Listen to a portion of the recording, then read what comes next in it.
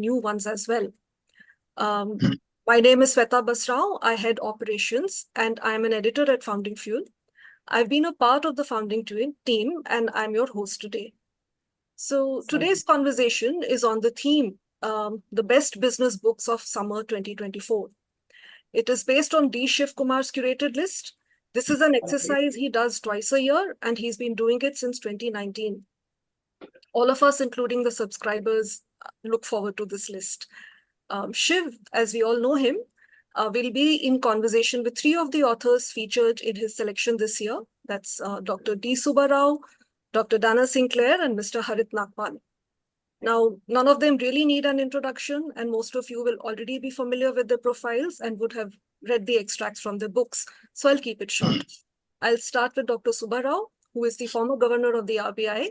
He's joining us from Kochi. Welcome, Dr. Subbarao. Thank you. I'll move next to Dr. Dana Sinclair. She's a performance psychologist who works with professional athletes and teams, and she's joining us from the US. Welcome, Dr. Sinclair. Thank you. I'm really looking forward to the conversation. And our third panelist is Mr. Harit Nagpal, who is the CEO of Tata Play. He's joining us from London. Welcome, Mr. Nagpal. Thank you very much. Thanks for having me here. And Shiv, who is anchoring this session, is a well-respected veteran business leader and currently the operating partner at Advent International.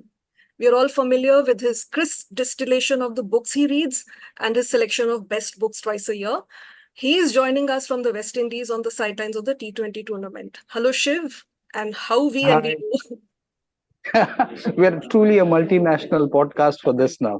Yes. Dr. Subbarao in Dr. Dana in Toronto, Canada, Harit in India, and me in West Indies. Can't get better than this.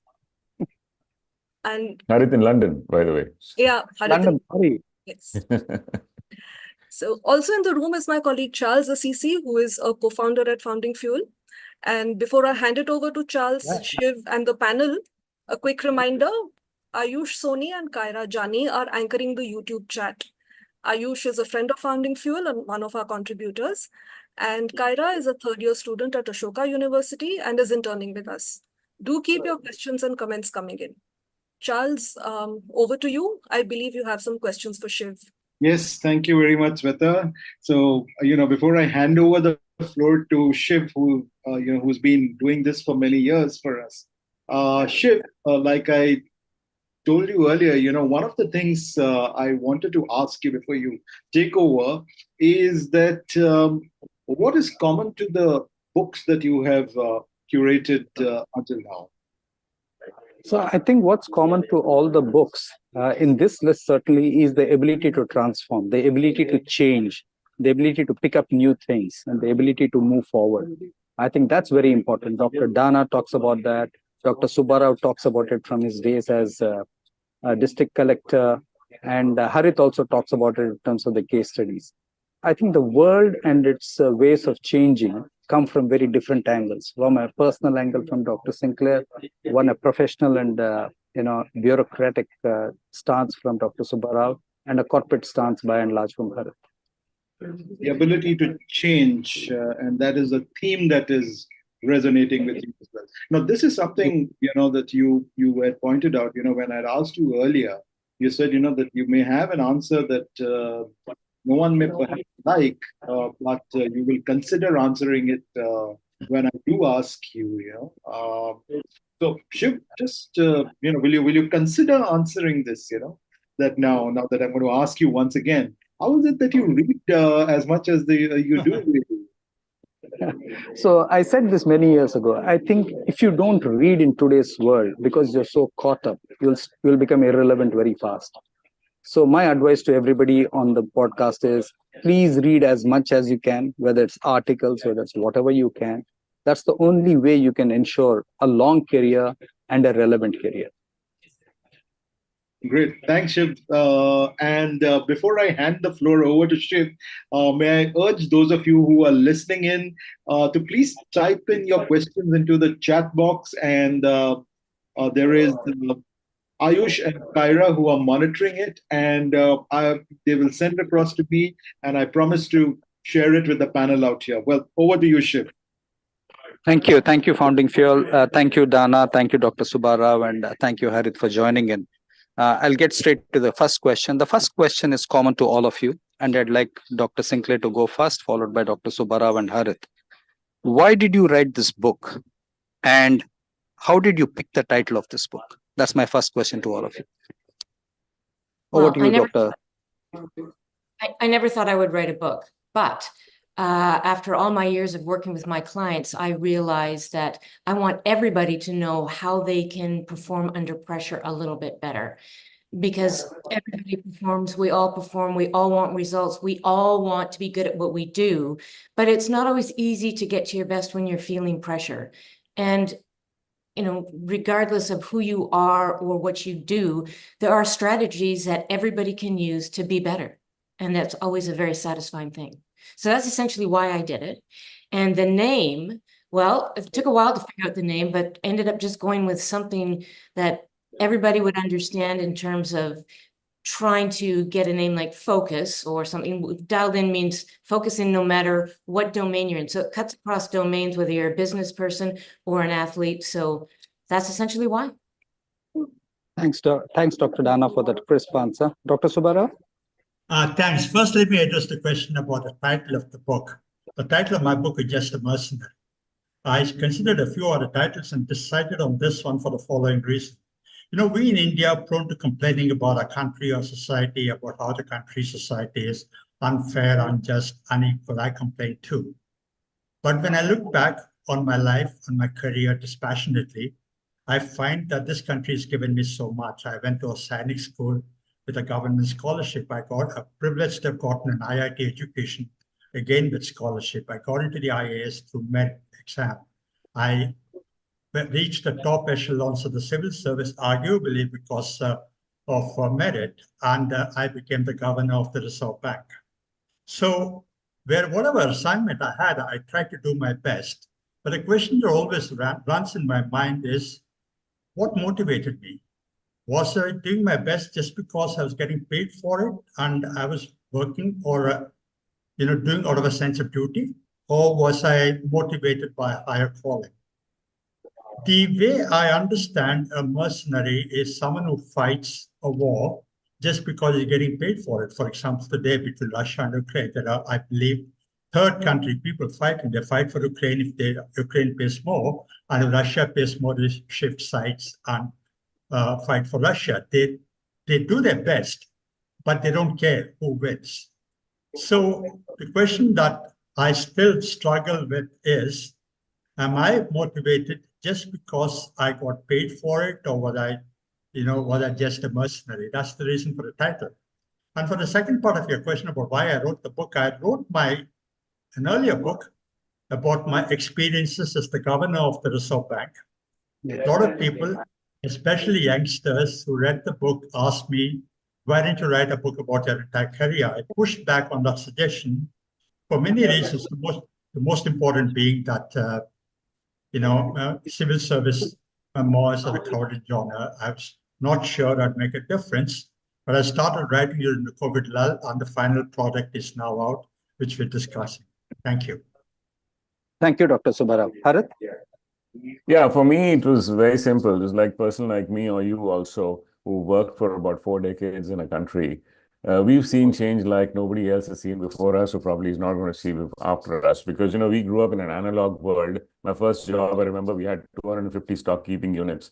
And all I had was an FX31 Casio calculator with which to manage those 250 units, stock keeping units of warehouses.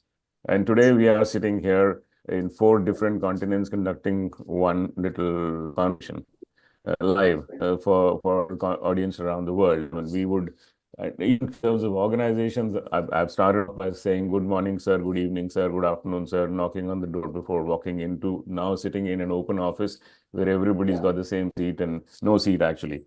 Those kinds of situations. So we've seen the internet come in, we've seen the email come in, we've seen the search engines come in, and now we're looking at the advent of artificial intelligence in front of us.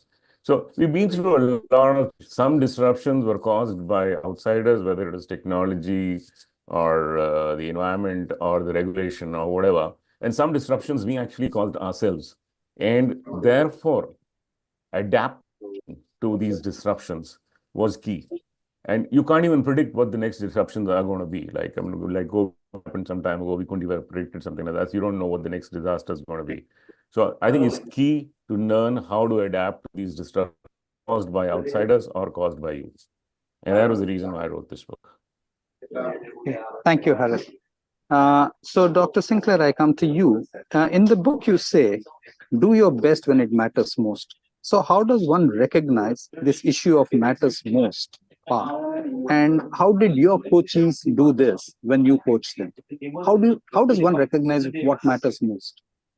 Well, it is very individual, but usually it comes with, somebody comes to me because they're a subpar performance, substandard performances, or they think they can be a little bit better. So again, it's usually surrounding the moment that you need something to happen, you want something, you need something, or the moment is very meaningful. And that's when we feel pressure. And that's when people can get distracted, lose their focus, and not perform as they should or as they can. So most people that I talk to, they recognize the moments. It's around an event or a performance. It could be, of course, a sporting event, cricket, I play hockey, etc. So it could be an interview, it could be a negotiation or leading a tough project. It could be, a difficult interaction that you are going to have to engage in. So it's any moment that you feel you should or can or want to perform better. And it's not that hard to get to. It's fun to talk about as well, because once people pull up those situations where they really want to change for the moment and do a better job, it can be quite liberating. So that's why I like to talk about the actual how to do it, because we all talk about, grit and perseverance and all of that, but it sounds good, but nobody tells you, okay, how do I get that to happen for me in my life in these tough moments? It's all about being able to perform under pressure, because most people, they're doing great in their daily lives anyway. Everything's perfect. It's just some of those tough moments. I wish I knew how to get around those for myself and do a better job. Thank you, Dr. Dana. Dr. Subbarao, you mentioned that the very best teacher you had was Commander Almeida when you were in Sainik School. What's the one lesson that you learned from him which stayed with you right through your life? Yeah, thank you. I went to Sainik School, like you said. We had a principal from the Indian Navy, Commander Almeida. I learned a lot of things from him, but since you're asking for one thing that I learned from him, I would say it is the value of being disciplined. Let me give you an example. Today, for example, the management mantra is doing multitasking, doing a number of things at the same time. I see my sons do it, my daughters-in-law do it, but I still find that doing one thing at a time is the best thing to do. Commander Almeida always used to tell us, whatever you have to do, whatever you're doing, do it with complete dedication, complete sincerity, complete commitment, as if it's the only thing that you have to do. Like he used to say, eat where you have to eat, study where you have to study, play where you have to play, sleep when you have to sleep. Even singing the national anthem, I don't think there's any school in the country that actually taught to sing the national anthem. He used to make us sing the national anthem like it was the sole purpose of our existence, with heads held high, chins up, shoulders back, singing with gusto. So that's what I learned from him, which is that being disciplined is important, but you can also enjoy being disciplined. I just want to supplement this by what I wrote in the book. The chapter of that book, the title of the chapter is actually Make Your Bed First Thing in the Morning. I picked it up from Admiral McGrath's commencement speech at the University of Texas. He talks about his Navy SEAL training, how making your bed first thing in the morning gives you an enormous sense of accomplishment, gives you an enormous motivation. And when you return at night, whether you had a good day or a bad day, seeing your bed made can be a blessing. So that's what I learned from Commander Almeida. Sorry, if I may just come in here for a second. After reading that chapter, I actually started to make my bed first thing in the morning, and I can't tell you what a sense of accomplishment I felt, a few weeks down the line that, this looks so clean, and this is such a great way to start the day. You know? And it's now become second nature. Sorry, I just had to say this. I'm sure your wife appreciated it. Oh yes, believe it, and so do my kids as well. You know, so I'm sorry, Shiva, I had to just come in there. No worries, absolutely. Harit, you mentioned that your generation is able to fuse business concepts with hands-on experience and adapt to change. Okay, that's a great comment. Could you give us one or two examples of how that happened in your case specifically? You know, when we started off, we didn't have the internet, or we just could not start to get in touch with on phones with people and get some inputs. Anytime you faced a problem about a marketing situation or a market situation or a product situation, all you had to do is walk into the market, talk to some customers, talk to some dealers, get the first-hand feedback, and that's the only way we knew how to do things. We didn't have Excel sheets or internet in those days. I'll give you an example. Just a few years ago, I was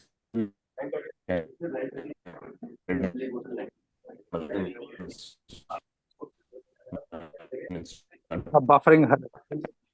I came a student in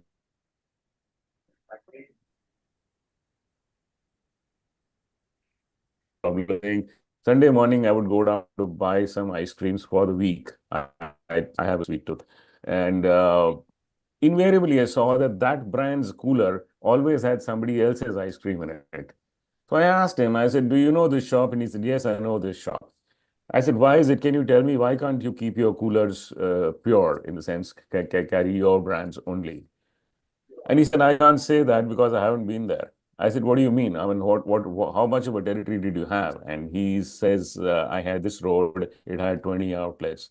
2 months, 20 outlets, that man has done his training in that, in a reputed organization. But he's not walked out in the market. He's just studied on Excel sheets and made models with the data, for sales data from these shops. If he just walked out one side with these customers, you would have actually got better insights out of that experience. So that is an art that we seem to be losing. You have data, you have people, you speak to them, and you get insights, which is what our generation had. A lot of the current generation seems to be losing that, is the point that I was trying to make. Thank you, Harit. Dr. Dana, I'm back. Shiv, with your permission, may I? Yeah, please go ahead. Okay, there's a common strand that seems to have emerged from all three speakers. You know, Kyra spoke about how to do it. It's up to me. It's all about performing. You know, even when I'm down, when there's depression. Dr. Subbarao spoke about the value of discipline. Harit spoke about you know, you have to hit the markets. You have to.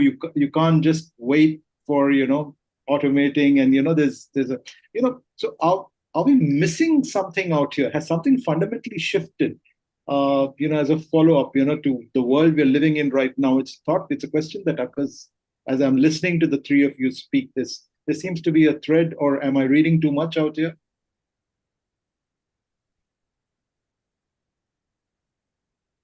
This is to the three of you. I mean, Dr. Dana, would you like to go first on this one? I think it's a great observation. I think, see, for me and my clients in just the world of business and performance in general, it's all about the consistent individual delivery of high performance. So I look at it from the individual standpoint. I think there's a lot of talk, especially in North America, about teamwork and teams, whether it's sports or business. And I feel very strongly that you get to the team through the individual. So you've got to focus on yourself and learn to coach yourself and find out what gets in your way so that you can upgrade your performance, so that you can fulfill your role. And when you're doing that, it's great for you, but it's also great for your team. So I always feel that people have to look at their own selves, their own performance styles, find out what makes them thrive, find out what gets in the way, and go change it.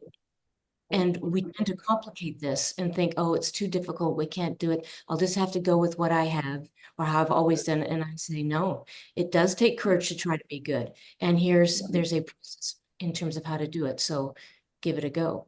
It's very difficult to do if nobody gives you just a couple of simple strategies. So I think change is very important. Absolutely. Anybody else?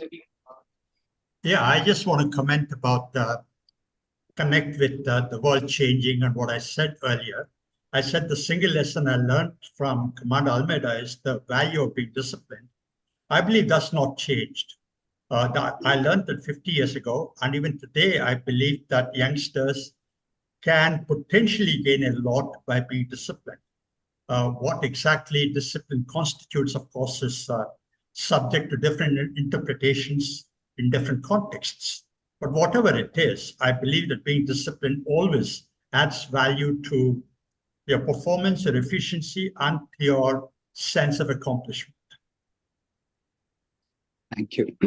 Harit, do you want to add anything before I? Yeah, I just would say that, whether you're in business or in government or doing anything, I think listening to the voice of the customer you're serving or the person you're building something for and incorporating that voice into whatever you're doing is important. Data sometimes sitting in front of you on the laptop doesn't speak by itself. Data can give you some direction, and you got to speak to the human being who you are trying to impact, whichever way, and marry the two. Yeah. Yeah. Thank you, Harit. So for me, Charles, I would say the concept of the unit of anything being the individual, I think is getting more and more pronounced today. And it's getting more and more pronounced today thanks to technology, because it allows you to be who you are as an individual, as opposed to being belonging to a company or a community or a society. And finally, luck and opportunity are changing significantly. And so every individual is out on his own to make that luck and make that opportunity. And that's why we see that emphasis much more. I come to you, Dr. Dana. My question for you is, you say calm, clear focus always beats talent. Okay, could you give us examples from all the people you have coached in this situation where calm, clear focus always beat the talent that the person had? Yes, I do love to say that talent doesn't ensure success. It's your mental approach. If you can stay calm and clear and focused in the moment, you're going to be able to harness your talent and get the most out of yourself. If you cannot do that, you're in trouble. So I do a lot of behavioral analytics. I assess a lot of people for, businesses, for selection of business executives, and also for professional sports teams. So I'm the person in there interviewing somebody to find out about their performance style. So I am looking for people who are disciplined, who are able to see other people's points of view, just to get an idea of how they're built and how they're going to fit into a team. And what I have seen year after year is that if you're a very talented person, but you do not have the character or the capacity to manage your emotions when it gets tough, when it's pressure, then you are going to fail. And I've seen other situations where people who have mediocre talent, but they apply their performance style, they're patient, they listen, they can take action, they do not react under pressure, they can get their job done when it's tough. Those people win out time and time again. I am thinking specifically of an example, and I'll use a sports one. A major league pitcher, one of the best, and he was going through his career as a rookie. He was striking everybody out, regular season, fantastic. He got to the postseason, and he did not do well. The second year that he tried this again, rolling through that regular season, he was great, got to the postseason, same thing happened. What he hadn't realized, and he's an immaculate talent, but what he hadn't realized was that the pressure of wanting to win the World Series had changed his execution. He was tense, he was no longer clear and focused. When he decided he needed to fix that and learn how to do that in the moment, because that moment was very meaningful for him, when he was able to get calm and clear and stay focused, World Series started to happen. So again, it's the key or the secret to performing well and being successful in your performance is being able to get calm or calm-ish and stay focused in the moment. It typically wins every time. Thank you, Dr. Dana. Dr. Subbarao, you mentioned that as a district collector, you used to chase the monsoon. And even today, finance ministers do it, bureaucrats do it, CEOs keep talking about it. Every FMCG CEO says, it didn't rain, so I can't sell. So what do you think is the reason for this dependence, and what can we do as India to change this in the future? Yeah, thanks for that question. First, let me talk about the connection between monsoon and my career. When I was growing up, I had an urban-centric view of the monsoon, like most people in the country. Only after I started going to the villages, did I realize the impact of monsoon on our economy. For me, before I was exposed to village life, the first rains after the summer were an exhilarating feeling. But in the next few months, as the monsoon rains continued, it was like you treated rains as a nuisance because of wet clothes, flooded drains, leaking roofs, puddles on the streets. But then when I went to the villages, started working as a sub-collector, then as collector, I realized how much Indian villages are dependent on the rainfall. I used to see people sitting under a tree at 11 o'clock in the morning, looking skywards for a cloud, for a drop of rain, because their economic well-being and their emotional well-being depended on the rainfall. So when we had a drought in our first year, I was almost totally consumed by drought relief works. Nothing else I could get done. Then I realized as I progressed in my career that no matter what I was doing, whether I was handling the balance of payments or promoting industries or managing state finances or managing central finances in government of India, rainfall mattered. As a country, our economic well-being and our emotional well-being depended on rains. Even when I was governor, once there was a lot of speculation about the monetary policy of the RBI, whether we would raise interest rates after the crisis had ended. And then the question was, would the RBI recalibrate its policy stance because the rains were delayed? And in a media conference, somebody asked me, "So, Governor, what are you going to tweak your policy stance because of the rains?" I just said, like the rest of the country, we're chasing the monsoon. I borrowed that phrase from a book I read many years ago, Chasing the Monsoon. It was written by Alexander Freight, a New Zealand man who travels across the country chasing the monsoon. And somebody wrote in the Wall Street Journal that the governor, along with the villagers, is looking skywards for guidance on monetary policy.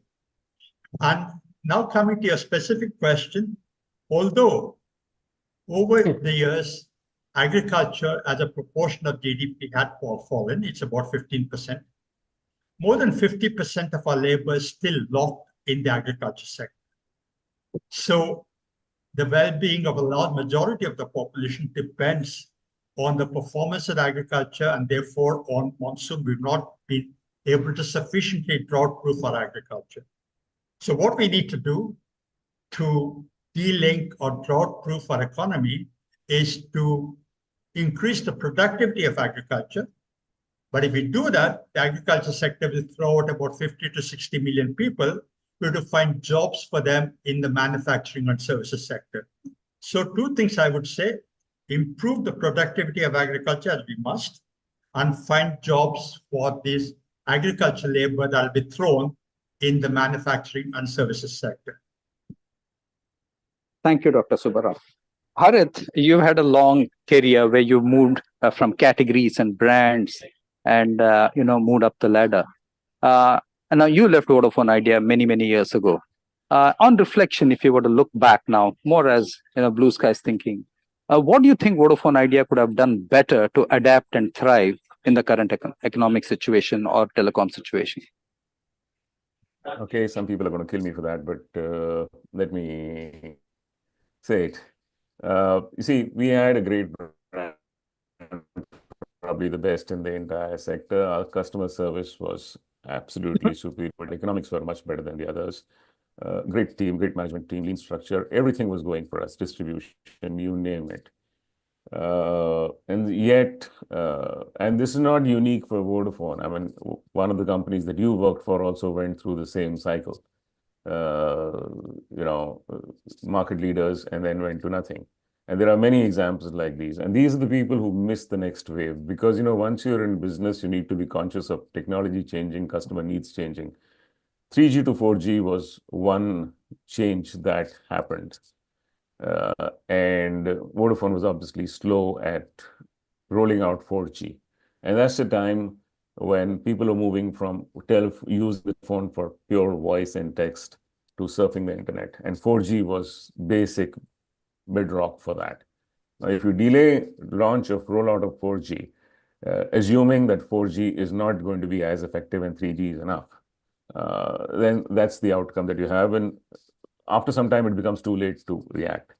Now, you may say that, no, there was price competition in the marketplace, and that's what killed the brand. But the fact is that there was another brand which was equal to Vodafone at that point in time, which survived and is thriving because it adapted from 3G to 4G, whereas Vodafone was a little late to the party.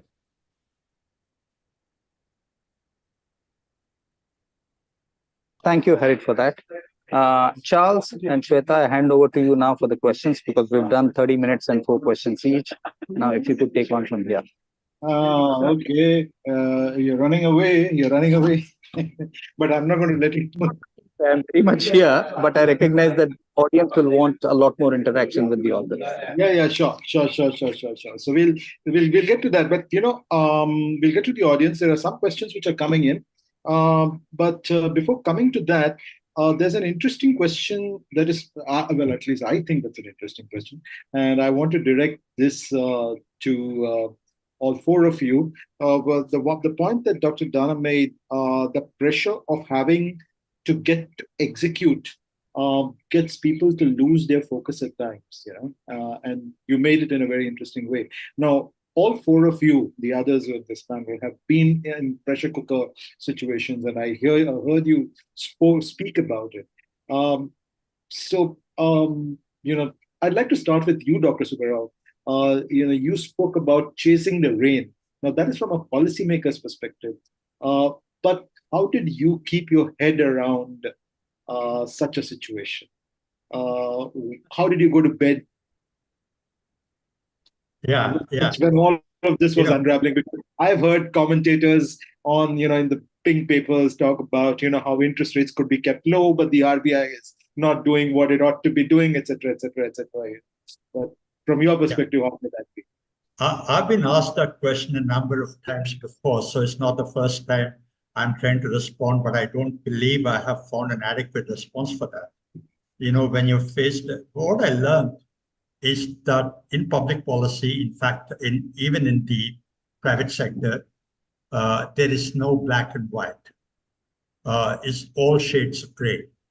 And decision making is always making a judgment call. The higher up you're on the ladder of decision making, the more of a judgment call it is. So there's always a self-doubt to you about whether you're making the right judgment call, especially in public policy, because there are no counterfactuals. So there is no way of saying you were wrong, because if you're not done what you've done, what the situation would have been. So you can always defend yourself, but there is always a self-doubt about whether you've made the right judgment call. It was a difficult thing, but when confronted with those things, you make choices. Life is a question of making choices, and decision making is a question of making choices. And I did whatever I believed was in the best public interest.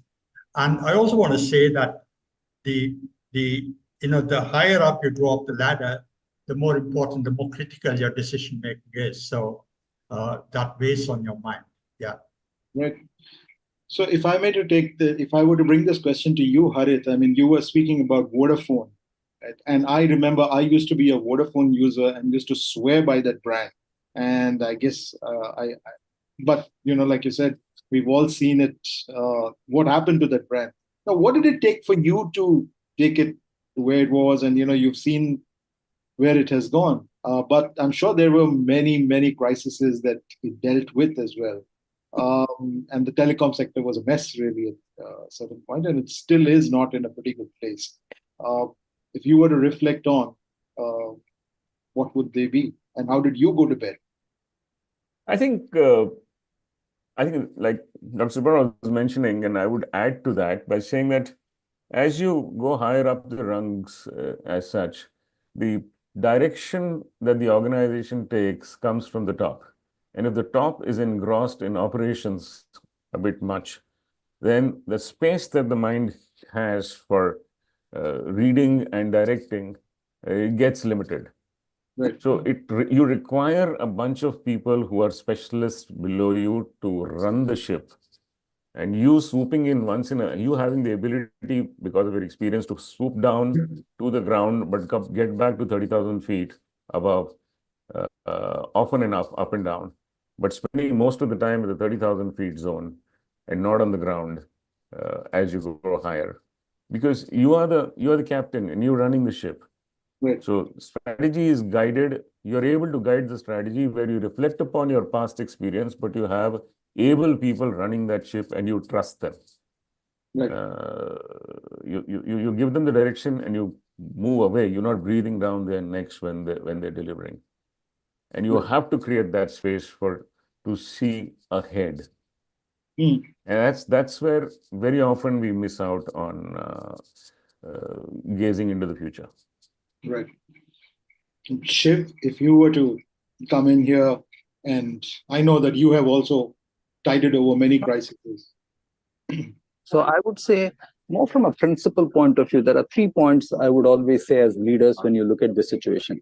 One is, what information do you have on the long term, which you're sacrificing for the short term? As long as you have more information on the long term, bet more on the long term than in the short term. That's what I would say, number one. Number two, I would say, is always do what is right for the institution as opposed to what's right for the individual. I see many CEOs failing in the country because they want glory, they want to do it their way, as opposed to the institution and the ecosystem. And the last one I would say is, everything you do has a risk attached to it. When the risk you think and your team thinks is calibrated at more than 60, 70%, then you need to pause a hell of a lot. If the risk is in the order of 20, 30%, that's normal. Just keep going ahead with it. Those are the 3 principles that I have used through my career to think about it. Dana, if I may come back to you on this one, I mean, you've been researching this, and from a researcher's perspective, how would you look at it? I mean, it appears you've heard all of them speak, but from a researcher's perspective, how do you look at it? How do people at the top, what does it take them? How do they really stay as resilient, or are they as normal as we make them out to be?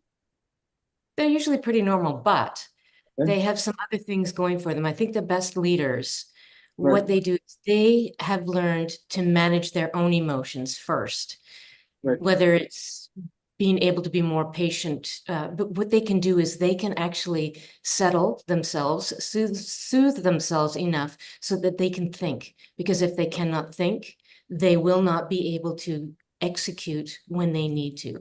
So again, it's all being able to manage your own emotions and find out for yourself what can get in the way. So to determine what your own barriers to high performance are. And I'm talking from a performance style, from your own behaviors. You have to look at those and tweak and fix and change certain things. Let the other ones go for sure, because they're going to be wonderful. But really, the best people, they are able to take action. They do listen longer, and they can slow down. Those are the 3 big things that I see the top people doing. Okay. Charles, if I may add here, there's something that I heard a long time ago. It said that the human beings actually are more prone to instant gratification versus NPV. So, you choose the present and immediate over the future. And that's what you need to work against to be successful. Right. Okay. Oh, Shiv is back, is he? I thought Shiv had dropped off. I'm very much, no. I'm leaving it to you, Charles, for the questions now. Okay. Sure. So there's an interesting question which has come here. I don't know who of you should take this, but I think this would be.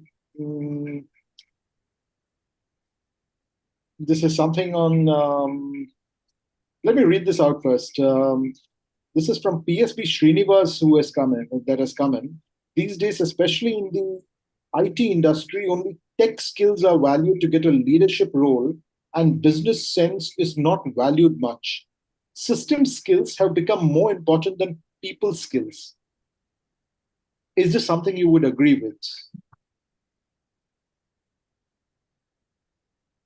Harit, I see you nodding. Yeah, actually, that's true. And, it should not be, but you see a large number of, which is why you have a lot of technologies in search of customers and not solutions to customers' problems. Okay. So, in an ideal world, you should go to the customers, look at the pain points in their lives, look at the improvements that can happen in their lives, and then go back to technology to ask for a solution to those problems. Right. Whereas if you lead from technology, what happens is you create a fantastic what you think is a fantastic solution for a problem that doesn't exist. Okay. And you're seeing a lot of products being taken out, which are technologies in search of customers. Okay. And obviously they don't succeed. Right. So yeah, the question is valid, pretty valid. I see that happen all around me. Okay. Okay. This question is for you, Dana, which has come from Amrita Chaudhary. And it is on, can you elaborate on how individuals can shift their focus from building confidence to developing character? And how does the shift impact their performance in high pressure situations? Well, first of all, I'll talk about confidence. I feel very strongly that confidence is overrated. We're always told you have to believe in yourself, you have to trust, you have to be confident, otherwise it will not happen. That is not true. That is a poor strategy by which to try to perform, because confidence is really about your feeling. It's a variable concept. It can change on you from day to day or even moment to moment. So it's not something that one should rely on. I think when you're trying to shift your focus, you have to move away from how you feel and your worries or your fears or results or outcome, and you have to be able to get onto what to do. It's all about what you need to do in the moment. So being able to pre-plan what you need to do to stay on task, whether it's an interview, a negotiation, a high stakes meeting, whatever it is, you have to think that through, plan it out a little bit. And when you do start to need to shift, you have a plan ready to go. Essentially, that's the plan. That's the process. I hope that answers your question, Amrita. And there's a question that has come very specifically. Shiv, this question is directed to you. I see you're logged in. Yeah, very. Shiv, this takes us back to the beginning, but this is, how do you read so many books? And this question has come from Janmajay Upadhyay. How do you read so many books? Is there a technique and a particular time you dedicate to read? And the context of this is, just so that everyone who's logged in knows, is that Shiv sends in a book summary every week, and which we love to publish, and that's where this is coming from. Yes. So I would say the way I pick books is I look at all the lists, I look at the bookshops, I look at who's written it, why they've written it. And then I take the book, read it. When I read it, I underline the important lines. And when I finish reading it, then I summarize it, I key in so that I virtually remember each line in the book virtually 3 times. So that's what I do to read books. And to me, it's just not about reading books. I think we live in a world of too many distractions. So, and I give you a simple logic. Focus is you have 24 hours, you take away 7-8 hours of sleep, you have 16 hours. 16 hours less distractions is focus. So how many distractions can you avoid? You want to party, you want to go watch movies, you want to do this, you want to do that. You have to give up on something to focus on something. So to me, if something's important to you, find the time for it. So for me, reading is important, knowledge is important. So hence I find the time for it. Okay. Okay. IG, are you saying something out there? Did you flag something off? Is there something you wanted to ask? No, I didn't. Okay. So Shiv, I can see, just hold on for a second. I'm not sure if there's a question coming in, because there are questions that are coming in, but I'm not entirely sure if There is a first question you might want to go to. Oh yes, there is a question which has come in earlier, and I suspect, yes, this has come from Rajesh Bhatt, and it says, "Good evening, everyone. My question to the panel is: given the ever-decreasing attention spans, combined with all kinds of content, audio, video, prose, thanks to social media, how do you manage to stay focused to finish reading even one book, or even writing one book for that matter?" And if I may add my two bits to it, I mean, as a writer, I'm very curious to know that, I've been through your books. All of the books are very lucidly written. How did you just manage to pull that off?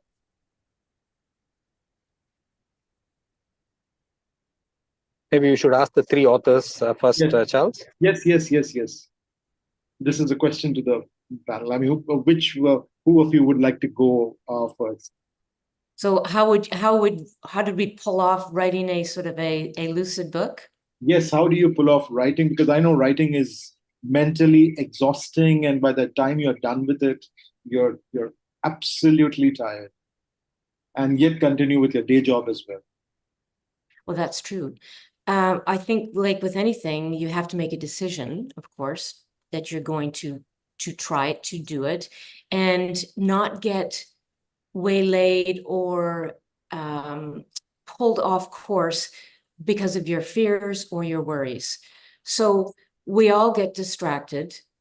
Things get in our ways. There are psychological barriers everywhere, and there could be a whole list of things. In fact, with my clients, I'll put a list of 20 in front of them, and they can check off many things that can distract them. So as I say, it could be just getting into the future about worrying about results and outcome, if it's going to be any good, what other people are going to think, just typical worries and negative thoughts. You have to be prepared for that, because that happens to everybody sometimes all day long. And being able to recognize that, and when you're over in that zone, when you've drifted over there, being able to shift yourself back because you've actually thought through how you're going to do it. So for me, there are 4 skills that I use, or that I encourage people to use, to be able to shift. One of them is, as I say, calming down and learning to breathe. People, you need to learn to breathe quickly, properly, so that you can soothe yourself and calm, so that you can think. Then you've got some emotional control, which then you can move on to, okay, how do I refocus on what I'm actually doing or trying to say? There's self-talk that helps move you through the task. And then there's, I call it daydreaming, focused daydreaming, seeing how you want to finish the day, see what you think you need on the page, rehearse, practice the end, or practice how you want to get better. That's how I do it. That's what I think is useful. Right. And Shift when you drift. sorry. I said you have to shift when you drift. Talking about shift when you drift, Dr. Subbarao, there's an additional nuance that has been asked of you, and this one comes to you from N. Ramnath. That did you find writing the second book easier than writing the first one? Okay. Yeah. First of all, the main question is, how do you get to read so many books? Right. In fact, I'm looking for an answer to that question myself, because I find that my reading has come down. I used to read much more when I was in a career job than I do. I've been out of a career job for the last 10 years. In fact, my reading has come down. Reading books, I'm talking about. I do read newspapers. I do read articles. I do read stuff that comes on the internet. But reading a book as such has come down. And I find that I start reading a book, leave it off for a week, and come back to that book and start reading it all over again. I keep telling myself that I must dedicate some time for reading a book every day. Like Shiv said, prioritize reading books. If something is priority for you, you will always do it. I've not been able to do it. So my answer to that question is to make a confession, which is that my reading itself has come down and I should read more. The thing about writing, professional writer, in fact, this is the second book I have written. And the first book was about my RBI experiences. It's called Who Moved My Interest Rate. And this second one, Just a Mercenary, is about my entire career, including a small bit about my RBI experiences. My first book, Who Moved My Interest Rate, I wrote that just a couple of years after I stepped down. And that book was motivated by a strong sense of purpose. Because two reasons. One, I believe that the 5 years I spent at the Reserve Bank were a very tumultuous, turbulent period for the global economy and for the Indian economy. And I believe that my experience of managing those challenges will be of some value to future policymakers, both my failures and my successes. The second reason I wrote that book was to demystify the Reserve Bank. Having served in the government for 35 years, in the RBI for 5 years, I realized that what the government writes, what the RBI writes, nobody understands. Nobody pays attention and therefore they switch off. So I thought there was a need to demystify the Reserve Bank, make people understand how what the Reserve Bank does makes an impact on their lives. So that first book had a very strong motivation in the event it found an audience, to my pleasant surprise, much larger than I expected. The second book actually was a more labored attempt because, as I said earlier, I pushed back against the suggestion of writing about my entire career. First, because civil service memoirs are a crowded genre. They vary in terms of quality, and I was not sure I'd passed the benchmark. The second reason was that I've been a civil servant in a different milieu, different context. I was not sure that the stories I tell, they might be quaint and they might be interesting, but whether they resonate with the large majority. But I started writing because I found some vacant time during COVID, and then that book was actually a labored attempt. It took me a couple of years, but the final product is out there, which we're discussing today. Well, it certainly doesn't read like a labor attempt, I must say. And before I come to you, Harit, Dr. Subbarao, there's one more question for you, which is not on books, but this one is from PSB Srinivas. How can senior bureaucrats help business leaders who have now turned mercenaries? I'm surprised by that question because senior, the point could be made the senior bureaucrats themselves are mercenaries, but it's not the job of senior bureaucrats to demercenarize business leaders. It's the job of the business to demercenarize them. The job of the bureaucrats is to help business leaders perform in their business and achieve results. And not necessarily in the context of they're becoming mercenaries, but in the context of business leaders contributing to society. But as I'm talking, I realize I'm thinking on my feet. Probably the question is about an interpretation of mercenary, that business leaders are by definition mercenaries because they're making a profit for their companies or for their narrow businesses, whether they can be made to contribute to the larger public good.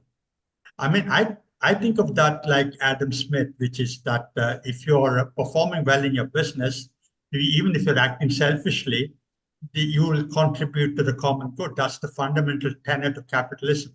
So senior bureaucrats should support business leaders perform well in their business and achieve results, presumably because that will add to collective good. Right. Thank you so much for that. And Harit, this is right up your street. So one is, part one of the question, is, on how did you go about it? And then there is Mohit from Jaipur of Rajat Book Corner. And he would love to know what thoughts would you have on the relevance of bookstores in the digital age?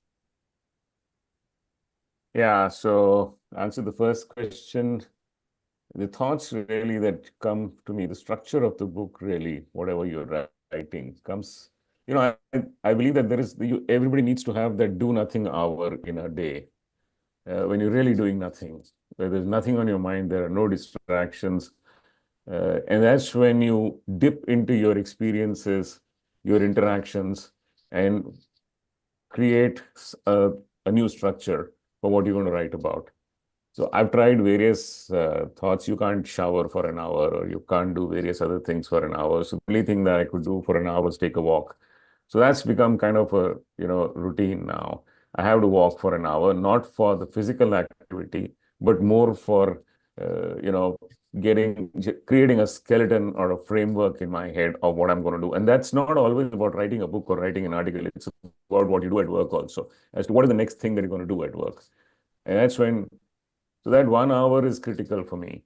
And then to give it shape, the book was actually, as I say, was written on long flight, late nights.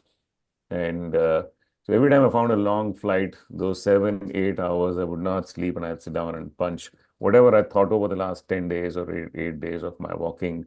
That was given the first draft. And if I did not have a long flight opportunity for a period, then I would put in a late night. So that's the time when there is I'm a night person. I'm not a morning person. So if I was a morning person, I would have been early mornings. So that's how the book got written. And that's how most of the work gets done for me also at work. Walk decides the structure, and late night or a flight gives it a draft. And that's life. Bookshops, I've been kind of surprised. The numbers have reduced, but the volumes are good. Okay.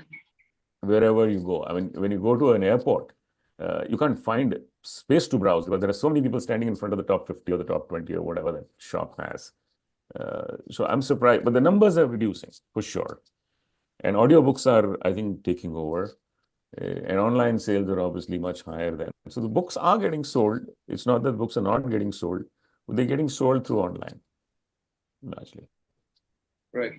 So we're pretty close to, our time, and we got to bring the ship to land, as they say. And Shiv, are you around? I can't see you on Yes, video. very much. Yes, I just put up. So Okay. I'm very much around. Shiv, would you help us land the ship? Fasten your seatbelt.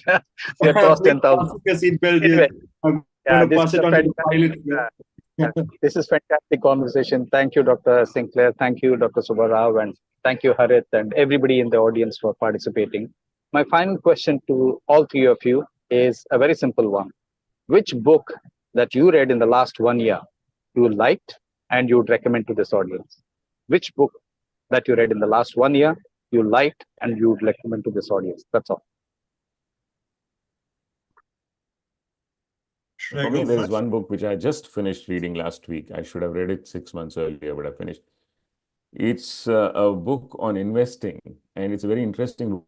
It's called What I Learned About Investing from Charles, from Darwin. So it's written by the person who runs Nalanda Finance out of Singapore. He's a financing expert in the country, Prasad, and I was very impressed by the writing style.